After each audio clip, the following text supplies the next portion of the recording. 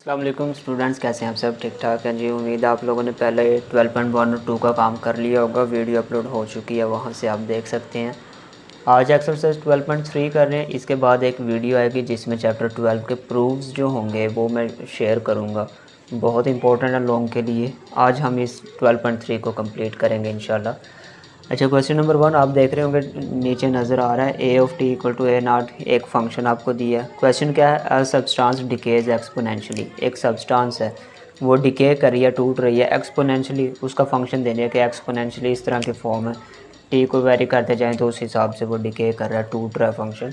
अच्छा, वो क्या क्या कह रहा है? Where A naught is the initial amount, ये वाली। ठीक है, find the limit A of T as T approaches to infinite. वो कह रहा है लिमिट फाइंड करें। क्या लिमिट दिया उसने? लिमिट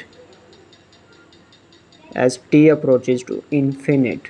इसका मतलब ये है, इधर भी लिमिट लगा दें, टी अप्रोचेज टू इन्फिनिट, इस साइड पे भी लिमिट लगा दें, limit T approaches to infinite A naught E power. अच्छा, यहाँ पे क्योंकि ई की वैल्यू जो है पावर नेगेटिव है, अगर इसको पॉजिटिव बनाना हो तो डिवाइड में लिख सकते हैं। मैं इसको डिवाइड में लिख रहा हूँ। ठीक है बच्चों, अब करना क्या आप लोगों ने, 12.2 में भी जैसे आप लिमिट पुट करके आए हैं, ए नॉट तो वैसे ही आ गया, ये लिमिट टी की है तो टी की जगह पे पुट कर दें 1/e पावर 0.1। टी की जगह पे आ गया इन्फिनिट। इन्फिनिट किसी भी चीज़ से मल्टीप्लाई हो तो आंसर इन्फिनिट ही होता है। 0.1 से हुआ तो ये इन्फिनिट, और इन्फिनिट किसी भी चीज़ की पावर लें आप, वो इन्फिनिट के इक्वल होता है। मतलब e पावर इन्फिनिट इन्फिनिट के इक्वल, और 1/इन्फिनिट ज़ीरो होता है, ए नॉट इंटू ज़ीरो। और ज़ीरो जब किसी चीज़ से मल्टीप्लाई होगा तो टोटल आंसर क्या आ जाएगा? ज़ीरो। लो बच्चों, ये इसका आंसर है जी। क्वेश्चन 1 कंप्लीट हुआ यहाँ पे। Question number 2 students, a town's population is modelled by. एक टाउन है जिसकी पॉपुलेशन का फंक्शन उन्होंने दे दिया हुआ है। What is the long term population as T approaches to infinite. अगर टी इन्फिनिट को अप्रोच कर जाए टाइम, तो फिर उसकी पॉपुलेशन कितनी होगी ये फाइंड करना है। तो करना वही है, इसमें भी हमने दोनों तरफ लिमिट ले लेनी है। पी ऑफ टी कितनी दी है? T approaches to infinite. इस साइड पे भी limit T approaches to infinite 1 lakh divide में 1 + 9।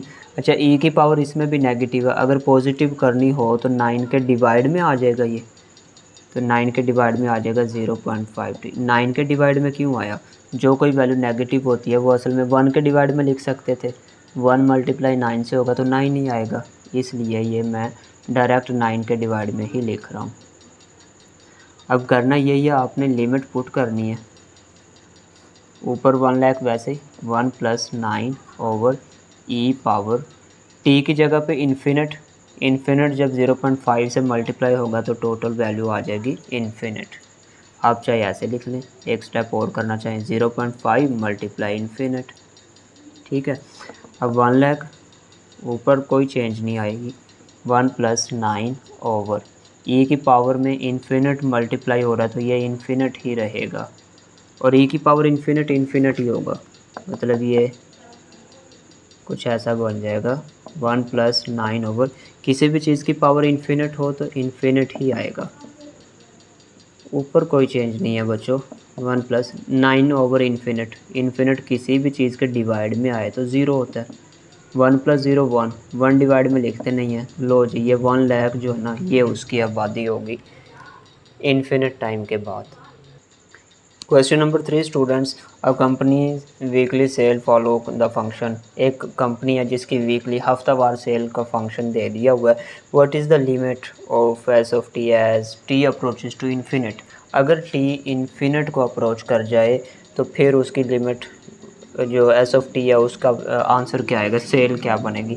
And what does it represent, और ये रिप्रेजेंट क्या करता है, एंड पे कंक्लूजन भी देना। तो बच्चों इसमें लिमिट का जिक्र किया है इसने, और कितनी का है, इन्फिनिट को अप्रोच कर जाए अगर, तो लिमिट लगा दें आप, टी अप्रोचेज टू इन्फिनिट। आसान से क्वेश्चन है, इनमें कुछ भी नहीं है ख़ास, बहुत आसान क्वेश्चन है। टी + 10।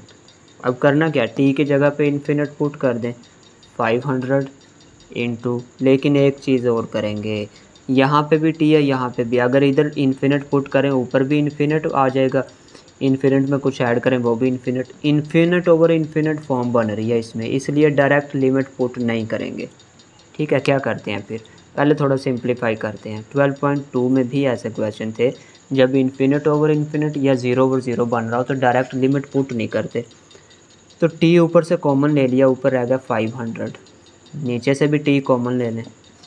इधर तो 1 रह गया, इसके पास टी नहीं था। जिसके पास वैल्यू ना हो तो उसके डिवाइड में चली जाती है।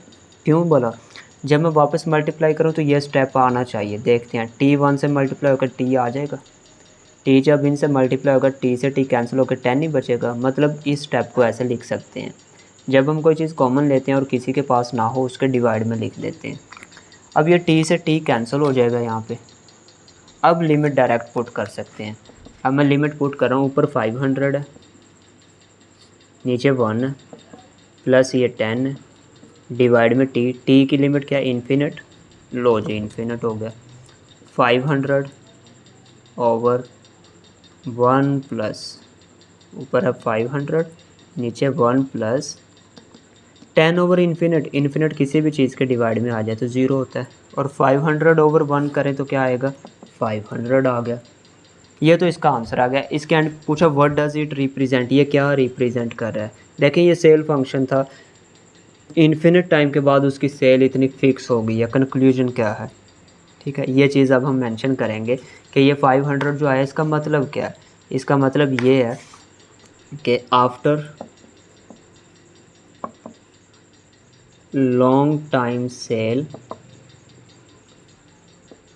क्योंकि टी इन्फिनिट को अप्रोच कर रहे हैं ना, टी टाइम था, काफ़ी अर्सा बाद, इन्फिनिट मतलब इन्फिनिट टाइम लगाया उन्होंने, काफ़ी लॉन्ग टाइम लगाया। लॉन्ग टाइम सेल के बाद sales fixed at, sales fixed at कितनी फिक्स हो गई, जो आंसर आया 500। लो जी, इतनी उन्होंने फिक्स कर दी कि इतनी सेल हमारी हुआ करेगी। तो पहले तो उसकी लिमिट फाइंड करनी थी, वो फाइंड की। एंड पे उसने कंक्लूजन पूछा था इस क्वेश्चन में, इसलिए ये लिखना ज़रूरी है कि लॉन्ग टाइम सेल के बाद उसकी जो सेल है वो फिक्स हो गई है 500। Question number 4, signal strength at distance V from a tower modelled as, ये सिग्नल की स्ट्रेंथ है उसका फंक्शन बना दिया हुआ है। 2 पार्ट क्वेश्चन के बच्चों। पहला है what is the signal at D equal to 10। अगर डी 10 हो तो सिग्नल क्या होंगे जी, ये क्या मतलब है इसका, डी 10 पुट करना है इसमें। लो जी, एस ऑफ डी की जगह पे 10,000 ओवर डी की जगह पे 10 स्क्वायर, वैसे ही ये 1000, 10 का स्क्वायर लें तो वो हो जाएगा 100, 0 0 ये कैंसिल, तो आंसर क्या आया, 10 बच गया। लो जी, ये आ गया उसके सिग्नल्स अगर डिस्टेंस 10 है। पहला पार्ट हो गया। दूसरे में क्या कहता है, दूसरे में कहता है what happen to the signal strength as D approaches to infinite. अगर डी इन्फिनिट को अप्रोच कर जाए, डिस्टेंस बहुत ज़्यादा हो जाए, फिर सिग्नल स्ट्रेंथ क्या होगी। जाहिर सी बात है, जब ज़्यादा डिस्टेंस होगा तो सिग्नल कम हो जाएंगे। करीब होते हैं तो सिग्नल, जैसे आप सिम टावर देखते हैं, टावर के करीब हो तो अच्छे सिग्नल है, काफ़ी दूर हो जाए तो सिग्नल नहीं आते। इसमें चेक करते हैं डी इन्फिनिट का मतलब क्या, लिमिट लेंगे बच्चों हम, डी अप्रोचेस टू इन्फिनिट, इस साइड पे भी और इस साइड पे भी, जैसे पिछले क्वेश्चंस में किया आप लोगों ने। 1000 over D square, limit put कर देते हैं। डी की जगह पे इन्फिनिट आ गया, और इन्फिनिट का स्क्वायर, स्क्वायर करें, जो प्लस करें माइनस करें, इन्फिनिट पे कोई फ़र्क नहीं पड़ता। किसी भी चीज़ के डिवाइड में इन्फिनिट आ जाए तो आंसर 0। ये देखें, जब हमने डिस्टेंस इन्फिनिट कर दिया उसके सिग्नल 0 हो गए, आना ही बंद हो गए। Question 4 complete. Question 5, students are stock price grows according to the function. एक स्टॉक है किसी चीज़ का किया हुआ, उसकी जो प्राइस है ना वो इस फंक्शन के तहत इंक्रीज़ कर रही है। ठीक है, उसका फंक्शन बना दिया। 2 पार्ट फिर इसमें, टी अगर इन्फिनिट टाइम इनफाइनाइट कर दें तो उस पर क्या असर पड़ेगा, और 10 साल के बाद उसकी प्राइस क्या होगी, ये चीज़ पूछी है। पहले देखते हैं, लिमिट ले लेते हैं फिर।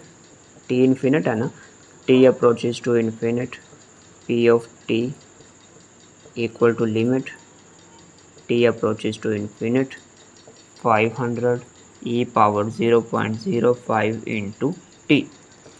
500 इस साइड पे तो लिमिट पुट करेंगे, e पावर 0.05 इंटू टी की जगह पे इन्फिनिट। और किसी भी चीज़ की पावर इन्फिनिट है वो जब किसी से मल्टीप्लाई हो, पावर है या नहीं, मल्टीप्लाई इन्फिनिट किसी से भी होता है, इन्फिनिट ही होता है। अब पावर वाली बात आई, ई की पावर इन्फिनिट ही रहेगा, और इन्फिनिट जब 500 से मल्टीप्लाई होगा, किसी से भी मल्टीप्लाई इन्फिनिट ही रहता है। लो जी, इन्फिनिट टाइम के बाद उसका जो है ना ये प्राइस बनेगी, इन्फिनिट ही हो जाएगी। अच्छा 10 साल के बाद क्या है, 10 साल टी टाइम को शो कर रहा है, T equal to 10, put T equals to 10, तो ये कुछ ऐसा बन जाएगा, पी ऑफ 10 500 0.05 इंटू टी की जगह पे आ गया 10, 500 10 जब मल्टीप्लाई होगा तो ये 0.5 बन जाएगा। ठीक है, अब आपने ई पावर 0.5 कैलकुलेटर से कैलकुलेट करके देखना उसका आंसर क्या आता है। इसका आंसर आ जाएगा जी, कैलकुलेट किया 500, और ये इकट्ठा ही कर रहा हूँ मैं, टोटल लिख रहा हूँ, 500 मल्टीप्लाई ई पावर 0.05, इसका आंसर आ गया 82.44, ये आ गया। लो जी, 10 साल के बाद इतनी प्राइस उसकी होगी। क्वेश्चन 5 यहाँ पे complete. Question number 6 student, cost function दिया है। कॉस्ट फंक्शन क्या है, कॉस्ट किसी फैक्ट्री की बात हो रही है, वो कह रहा है उसकी कॉस्ट जो है ना उसके फंक्शन ये है जी। ठीक है, कॉस्ट जितनी आती है। अब वो कह रहा है कि कॉस्ट फंक्शन कंटिन्यूस है क्या 100 पे।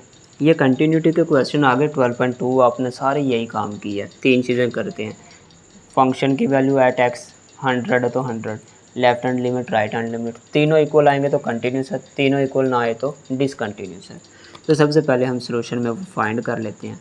पहले x की वैल्यू 100 अगर पुट करते हैं, जिसको आप उसमें एफ ऑफ सी लिखते थे, सी वैसे ही x की वैल्यू 100। अच्छा, ये तो दो फंक्शन है, इनमें से कौन सा लेना है। जब हम डायरेक्ट वैल्यू पुट करते हैं तो इक्वल जिसमें दिया होता है ना, इसमें इक्वल नहीं है, इसमें दिया हुआ इक्वल भी, वो वाला फंक्शन लेते हैं जिसमें इक्वल दिया होता है, तो ये फंक्शन आएगा। और x की वैल्यू कितनी है, 100 है, 100 प्लस 500, 100 कहाँ से आई, ये देखें यहाँ पे उसने दी हुई है, तो इधर भी x की जगह पे 100, और जो फंक्शन था उसमें भी x की जगह पे 100, तो ये 1000 हो जाएगा, प्लस 500 करें 1500 आ गया। ठीक है, अब फंक्शन की वैल्यू आ गई, अब लेफ़्ट हैंड लिमिट ले लेते हैं। लेफ़्ट हैंड में क्या करते हैं आप, limit x approaches to, x की वैल्यू तो 100 ही है, लेफ़्ट हो तो ऊपर छोटा सा माइनस लगाते थे आप, फंक्शन c है तो c ऑफ x, इस साइड पे भी लिमिट x अप्रोचेस टू 100, ऊपर छोटा सा माइनस। फंक्शन कौन सा लेना है, लेफ़्ट में वो फंक्शन लेते हैं जिसमें x लेस देन होता है, इसमें x ग्रेटर देन है, जिस तरफ ये माउथ ओपन है वो ग्रेटर होता है, और इसमें x लेस देन है 100, मतलब लेस वाला ये फंक्शन आप अपोजिट इसके देखें, ये है 10x प्लस 500, और जब राइट करेंगे तो x ग्रेटर वाला ये फंक्शन लेंगे। चलो नेक्स्ट स्टेप में आ जाएगा वो भी, 10 वैसे ही x की वैल्यू 100, ये ऊपर माइनस सिर्फ लेफ़्ट या राइट को शो कर रहा होता है, माइनस प्लस, पुट हमने 100 ही करना होता है। 12.2 नहीं की तो उसको अच्छे से देख लें, उसमें यही काम है सारा। 1000 और 500 तो ये भी 1500 ही आ गया। अब हम देखते हैं राइट हैंड साइड, अगर इसका आंसर भी 15 आ गया 100, तो तीनों बराबर होंगे तो कंटिन्यूस बन जाएगा। लो जी, राइट हैंड साइड में क्या करते हैं, लिमिट x अप्रोचेस टू 100, ऊपर इसका छोटा सा प्लस लिखेंगे क्योंकि राइट है, ये फंक्शन है c of x, right side पे भी लिख दें, लिमिट x अप्रोचेस टू 100, ऊपर छोटा सा प्लस, और वैल्यू कौन सी लेनी है, अब क्योंकि पॉजिटिव है, राइट मतलब ग्रेटर है जिसमें x ग्रेटर देन, तो ये फंक्शन है इसका 12x प्लस 300, 12 ऐसे ही x की जगह पे आ गई वैल्यू 100, मैंने कहा था ऊपर माइनस प्लस सिर्फ लेफ़्ट या राइट की वजह से है, पुट हमने 100 ही करना है, प्लस 300, 1200 प्लस 13, ये आ गया 1500। लो बच्चों, इसका मतलब ये हुआ कि लेफ़्ट हैंड लिमिट उसका आंसर 1500 आया था, इक्वल आ गया राइट हैंड लिमिट, इसका आंसर भी 1500 आया, और इक्वल आ गया c ऑफ c, कह देता हूँ इसको मैं, वैसे f ऑफ c लिखते होते थे जब फंक्शन f होता था, ये c ऑफ 100 असल में c ऑफ c ही होता है आपका। ठीक है, c मतलब ये जो x की वैल्यू होती है, इक्वल, इधर लिखें ना लिखें कोई इशू नहीं है, ये तीनों इक्वल आ गए हैं, सो फंक्शन इज़ कंटिन्यूस। अगर तीनों इक्वल आ जाएं तो हम कहते हैं कि फंक्शन कंटिन्यूस है। Question number 7 students, inflation is modelled by inflation rate function दे दिया वो उसने। इन्फ्लेशन क्या होती है? वक्त के साथ साथ चीज़ों की जो कीमत बढ़ती जाती है ना, और मतलब पहले अगर 100 रुपये की आप 1 kg शुगर लेते थे, ठीक है, अब क्योंकि महंगाई हो गई है 100 की 1 kg के बजाय आधा किलो आती है, 0.5 kg शुगर आती है। इसका मतलब क्या हुआ? वक्त के साथ साथ चीज़ की कीमत जो है ना बढ़ गई है और पैसों की कीमत कम हो गई है। पहले 100 में 1 kg आती थी, अब 100 में हाफ kg आती है। तो इसे हम इन्फ्लेशन कहते हैं कि वक्त के साथ चीज़ों की, अशिया की कीमत में इजाफा होना और पैसे की कदर व कीमत उसकी निस्बत कम होना, ये इन्फ्लेशन है। ठीक है, इन्फ्लेशन फंक्शन दे दिया। पहला पार्ट है फाइंड इन्फ्लेशन आफ्टर 5 ईयर, 5 साल के बाद इन्फ्लेशन बताएं। इफ़ इनिशियल जो है ना I0 100 है, मतलब पहले 100 थी, अब बताएं उसके हिसाब से कितनी हो गई इन्फ्लेशन। इन्फ्लेशन फाइंड करने के लिए सबसे पहली चीज़ तो ये देखते हैं 5 ईयर टाइम है, टी को शो कर रहा है, टी इक्वल टू 5 और I0 की वैल्यू कितनी है 100। तो पहले तो हम 5 ईयर पे फंक्शन फाइंड करते हैं इन्फ्लेशन का। टी की जगह पे 5 आ गया, I0 की जगह पे 100 आ गया। वैल्यूज़ पुट कर रहे हैं I0 और टी, इधर भी टी, इनकी वैल्यूज़। ई वैसे ही 0.03, वैसे ही टी की जगह पे क्या आ जाएगा 5। तो इसका आंसर निकाल लेते हैं, कैलकुलेटर से करना पड़ेगा। ये 100 वैसे ही, जब 5 को इससे मल्टीप्लाई किया, ई की पावर लेंगे, ये वाली वैल्यूज़ आपस में मल्टीप्लाई करके, तो ये आंसर आ जाएगा 1.116818, कुछ ये आ रहा है, नहीं ये नहीं आ रहा, 11618 ये आ रहा है कैलकुलेटर पे। ठीक है, अब इनको मल्टीप्लाई करें, 100 से जब मल्टीप्लाई करेंगे तो ये आ जाएगा 18 ये आ जाएगा। ठीक है, ये तो 5 साल के बाद देखा हमने। इन्फ्लेशन रेट असल में फाइंड करना था, क्या है इन्फ्लेशन रेट। इन्फ्लेशन रेट का बच्चों फार्मूला होता है इन्फ्लेशन रेट, रेट मतलब रेशो, इन्फ्लेशन की क्या रेशो रही है उसका बेसिकली फार्मूला ये होता है I minus I0 over I0 multiply 100। तो ये चीज़ अब चेंज हो जाएगी परसेंट में, तो इधर मैं परसेंट लगा देता हूँ। ये I का क्या मतलब है? ये जो हमने वैल्यू फाइंड किया ये I की है। I0 कौन सा है? ये वाला। I0 ये वाला, 100 वैसे है। लो जी, इसका मतलब क्या हुआ? फिर हमने वैल्यू पुट करनी है, I की जगह पे ये आ जाएगा 116.18 माइनस I0 की वैल्यू 100, I0 की वैल्यू 100 मल्टीप्लाई 100 और साथ में आ गया परसेंट। इनको माइनस करें, डिवाइड 100 करें, मल्टीप्लाई 100 करें, तो ये वैसे ही कैंसिल हो गए। 116 में से 100 गया तो 16.18 ही बचेगा परसेंट। लो जी, 5 साल के बाद इन्फ्लेशन रेट ये वाला होगा इसका। अब दूसरा पार्ट भी है। दूसरा पार्ट क्या है उसको हम कहाँ पे करें? स्पेस तो वैसे थोड़ी चाहिए, यहाँ पे कर लेते हैं। ठीक है, यूँ कर लेते हैं। यहाँ पे सेकंड पार्ट है बच्चों। सेकंड पार्ट ये है, what is the expected price index after 10 year. वो कह रहे 10 साल के बाद उसकी प्राइस क्या हो सकती है। ठीक है, इंडेक्स एक्सपेक्टेड प्राइस इंडेक्स, ये 100 जो थे प्राइस इंडेक्स थी, इनिशियल प्राइस इंडेक्स थी। 10 साल के बाद क्या हो सकती है उसकी। तो इसमें करना क्या बच्चों, टी की वैल्यू 10 पुट करते हैं फंक्शन में, सिंपल सा काम है। इसका मतलब ये कुछ ऐसा बन जाएगा, I ऑफ टी की जगह पे 10, I0 इनिशियल कितना था वो तो आपको दिया हुआ, कितना 100, ई वैसे 0.03, टी की जगह पे 10। तो इसको सिंप्लीफाई कर लें, 100 ई की पावर में इसको करेंगे तो ये क्या बनेगा, डायरेक्ट ही कर लेते हैं, आप छोड़ें। ई की पावर में जो बना ये मल्टीप्लाई 100, तो कैलकुलेटर से आ जाएगा इसका आंसर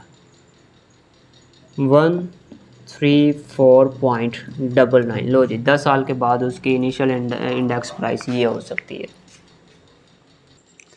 आखिरी क्वेश्चन नंबर जो ये एक्सरसाइज ख़त्म हो जाएगी, तो चैनल को लाइक प्लस सब्सक्राइब कर दें और दोस्तों से भी शेयर कर दें ताकि उनका भी कोई फ़ायदा हो और मेरी मेहनत का सिला भी मुझे मिल जाए। ठीक, अब करना क्या है बच्चों, क्वेश्चन में आपने देखा इतना कोई मुश्किल काम नहीं है। ऐसा ही क्वेश्चन आप क्वेश्चन नंबर 6 करके आए हैं।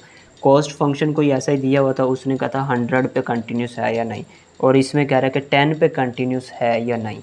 तो कंटिन्यूटी चेक करने के लिए हमें वही काम करना होता है। सबसे पहले फंक्शन लेते हैं, इसके अंदर वैल्यू पुट करते हैं, x की जगह पे 10 इक्वल में वो वाला फंक्शन है जिसमें इक्वल का साइन है। इक्वल का साइन इसमें ये वाला फंक्शन आएगा 5, x की जगह पे ये वैल्यू आएगी 10 प्लस 20, तो ये कितना हो गया 50 प्लस 20, ये बन गया 70। ठीक हो गया। इसके बाद फिर हमने क्या किया था, उसमें भी ऐसा ही कुछ किया था, लेफ़्ट हैंड लिमिट। अब हमने फंक्शन लेना है और लिमिट लेफ़्ट है तो x अप्रोचेज टू 10, ऊपर छोटा सा लगाएंगे माइनस क्योंकि लेफ़्ट की बात हो रही है, c of x limit x approaches to 10। अब फंक्शन कौन सा लेंगे, लेफ़्ट है तो लेस जिसमें x जिसमें लेस होगा वो वाला फंक्शन आएगा लेफ़्ट हैंड लिमिट में।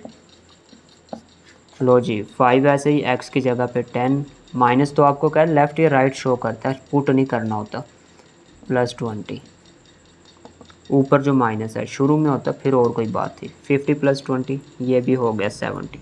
इसके बाद हमने लेनी होती है राइट हैंड लिमिट।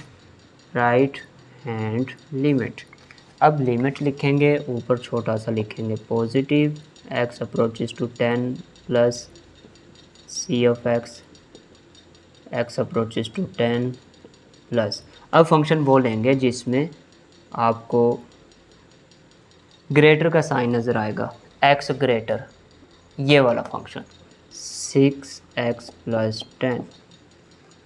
लो जी, 6 वैसे ही x की जगह पे 10 प्लस ये वाला 10, 60 प्लस 10 70। लो जी, इसका मतलब ये हुआ लेफ़्ट हैंड लिमिट 70 इक्वल आ रहा राइट हैंड लिमिट, ये राइट था सॉरी ये लेफ़्ट था, राइट हैंड लिमिट, और ये इक्वल आ रहा है c ऑफ 10। c ऑफ 10 लिख दें या c ऑफ c भी लिख सकते हैं, चलो c ऑफ 10 लिख दें। तीनों क्योंकि इक्वल आ रहे हैं, पिछले में c लिखा था, यहाँ पे c लिख लें तब भी बेहतर है, 10 लिख दें तब भी ठीक है। तो ये तीनों अगर इक्वल आ जाएं इसका मतलब ये हुआ सो फंक्शन इज़ कंटिन्यूस। लो बच्चों, एक्सरसाइज ख़त्म हुई, दुआओं में ज़रूर याद रखिएगा। ओके बच्चों, मिलते हैं अगली वीडियो में इस चैप्टर के प्रूफ्स के साथ।